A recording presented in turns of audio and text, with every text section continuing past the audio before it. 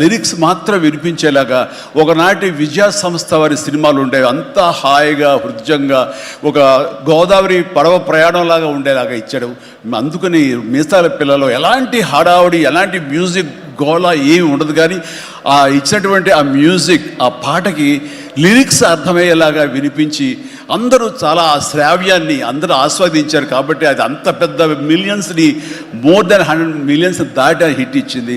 అలాగే తర్వాత వచ్చిన సాంగ్ ఇలా సాంగ్స్లో లిరిక్స్కి ఇచ్చే ఇంపార్టెన్స్ కానీ ఆ ట్యూన్స్ కానివ్వండి అన్నీ ఇస్తూ ఇంతవరకు నేను ఎప్పుడు చెయ్యనిది, ఇంతవరకు ఆ స్టైల్కి నేను పోనిది ఏదైనా ఉందంటే కానీ ర్యాప్ సాంగ్, ఇందాక చూసిన song hook step hook step hook step, దాన్ని కంపోజ్ చేసినప్పుడు నాకు అనిపించింది ఇది కొత్తగా అనిపించింది, చాలా బాగుందని.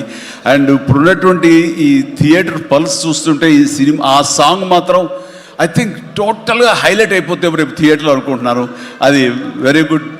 ఎందుకంటే ఆ సాంగ్ విన్న తర్వాత ఆ సాంగ్ వింటుండగా ఎదురుగా ఉన్న వెంకటేష్ ఆపుకోలేక డ్యాన్స్ చేశారంటే అదే చాలు. ఇక ప్రతి ఒక్కడు అదే స్ఫూర్తితోటి ప్రతి ఈ సినిమాని ఈ సాంగ్ని ఆస్వాదిస్తారు. అలాగా సాంగ్స్గా అన్నీ అత్యద్భుతంగా ఇచ్చినటువంటి మన భీమ్స్కి ప్రత్యేకించి ఆ తర్వాత ప్రతి ఒక్కరు చిరంజీవిని ఇంత గ్లామర్గా ఉన్నాడు, చిరంజీవిని ఇంత ట్రిమ్గా ఉన్నాడు, ఇంత ఇదిగా ఉన్నాడు, ఎలా తగ్గాడు. నా వ్యక్తిగతంగా నేను చేసిన ప్రయత్నాలు పక్కన పెడితే తెర మీద అంత బాగా కనపడడానికి ప్రత్యేకించి మా డిఓపి మా కెమెరామెన్ మన సమీర్ రెడ్డి చాలా చాలా బాగా చేశాడు. అండ్ సమీర్ రెడ్డితో వచ్చిన ఒక్క చిన్న గొడవ ఏంటంటేనండి, ఒక్క నిమిషం గ్యాప్ ఇవ్వడు, కూర్చుని కాఫీ తాగుతాం కదా అని ఇచ్చేలోగా మళ్ళీ షార్ట్ రెడీ అంటాడు. ఇక అతనితోటి బహుశా అలా గనక అందరూ ఉండగలిగితే సినిమాలు 100 రోజులు దాటకుండానే ఫినిష్ చేయొచ్చు. అంతటి ఫాస్టెస్ట్ కెమెరామెన్ మా శరత్.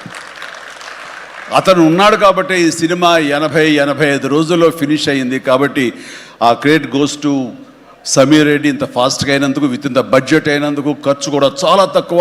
ఇలాంటి కెమెరామెన్ను మిగతా అందరూ ఉండగలిగితే కనుక చాలామంది ప్రొడ్యూసర్స్కి ఖర్చు తగ్గుతుంది.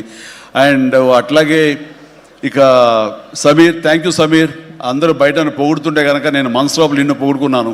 కాబట్టి థ్యాంక్ యూ సో మచ్ ఇంత గ్లామర్గా చూపించినందుకు. ఇక ప్రకాష్ మా